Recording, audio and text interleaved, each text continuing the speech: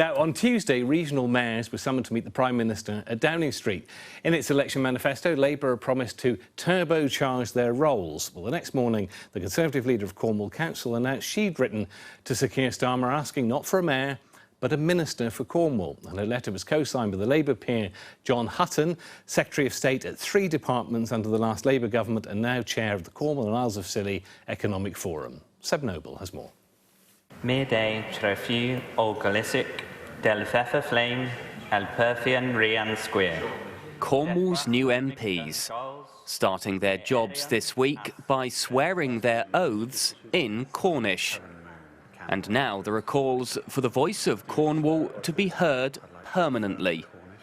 The leader of Cornwall Council's written to the Prime Minister asking him to appoint a minister for Cornwall, something she says would recognise its special status. The two treaties under the Council of Europe clearly recognise the legality of Cornwall as being a nation, and that recognition is given to Ireland, Scotland and Wales.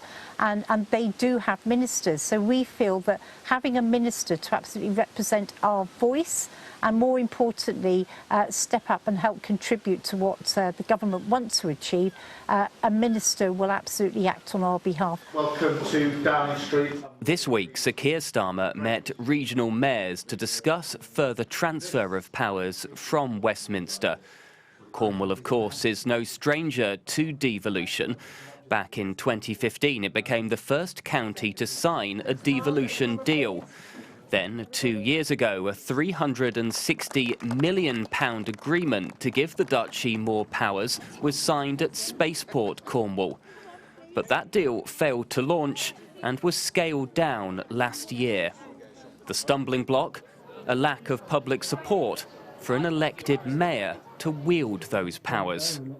So now, the push for a minister instead.